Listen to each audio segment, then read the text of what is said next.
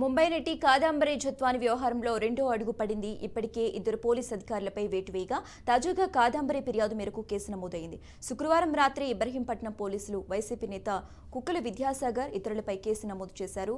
ఏవన్గా కుక్కల విద్యాసాగర్ను చేర్చారు. విద్యాసాగర్పై crime number 469, 192, 211, 218, 220, 354D, 467, 420, 469, 471 red with 120B సెక్షన్ల కింద కేసు నమోదు చేశారు. కాగా కేంద్ర ప్రభుత్వం కొత్త క్రిమినల్ చట్టాలు, భారతీయ న్యాయ సంహిత, భారతీయ నాగరిక సురక్ష సంహిత, భారతీయ సాక్ష్య అధినియంలను అమలు చేస్తోంది.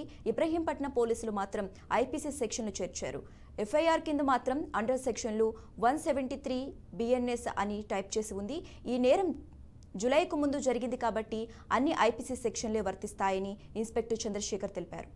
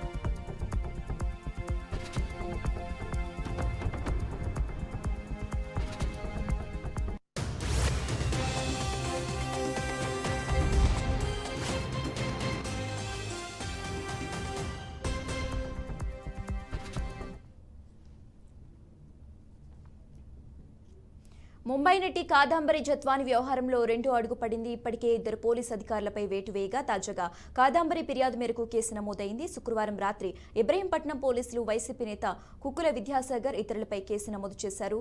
ఏవన్గా కుక్కల విద్యాసాగర్కు చేర్చారు. విద్యాసాగర్పై crime number 469, 192, 211, 218, 220, 354D, 467, 420, 469, 471 red with 120B సెక్షన్ల కింద కేసు నమోదు చేశారు. కాగా కేంద్ర ప్రభుత్వం కొత్త క్రిమినల్ చట్టాలు, భారతీయ న్యాయ సంహిత, భారతీయ నాగరిక సురక్ష సంహిత, భారతీయ సాక్ష్య అధినియంలను అమలు చేస్తోంది. ఇబ్రహీంపట్నం పోలీస్ మాత్రం ఐపీసీ సెక్షన్లు చేర్చారు.